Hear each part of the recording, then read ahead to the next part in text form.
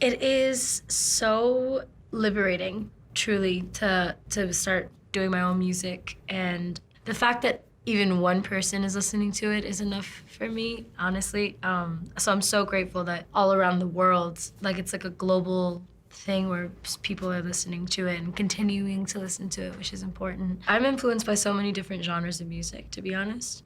And so this whole writing process this year, I started in May. I continued in August and September and October, and I've just kind of been like in and out of the studio. So it's been a very self-explorative process, and I'm still trying to get a hone on the sonics of what I really want to say sonically. Because lyrically and melodically, I'm 100% checkmarked, because that's like where I'm most intimate. But as far as the music goes, I gotta like tune in a little more and really figure out what it is, like what sounds I want so that they're cohesive throughout the piece.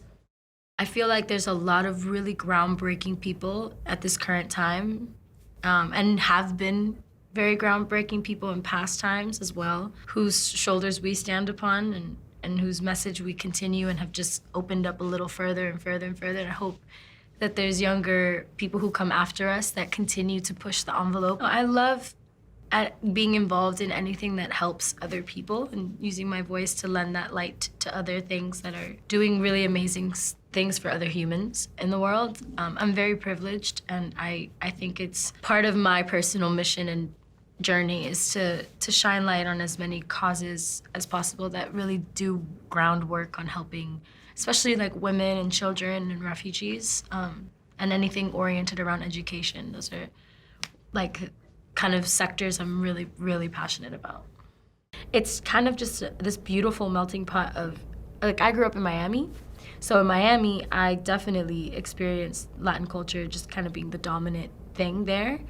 You guys speak Spanish and English. It's very much a flourishing spot of different, like a hodgepodge of like Caribbean Hispanics and South American, Central American, Latino America, like just kind of there. And I think, I feel like America consumes Latin culture a lot. They love the music, they love the food, they love, hot Latinas and hot Latinos, but at the end of the day, I feel like respect-wise, a lot of the time America kind of gets lost in that, because there's also, a whole caravan of asylum-seeking Central Americans and South Americans who are being met with tear gas and guns and bombs and shit. So when you really break it down to like how we treat people of Latin descent, it all depends on the color of their skin, also the range of color. I'm definitely a privileged Latina. I have light eyes and light skin, so I don't experience as much racism as a lot of my friends and counterparts do, people that I grew up with do. So I just feel like America has been influenced a lot by Latin culture, but I still think we have a long way to come as far as respecting Latin culture. I was the creative director of the video, so I had pretty much everything to do with it. My co-creative director, Dina Mustafa Amara, just two last names. And then my director, Lauren Dunn, were also like key elements in bringing it to life exactly how I wanted, but I knew that I wanted to focus in on the duality of existence, so like the more, naive, young, innocent self, and then the more dominant, sensual,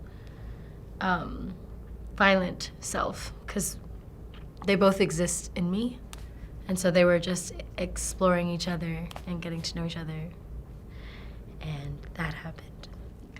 Like what you just watched? Then download the Music Choice app for more. What are you doing?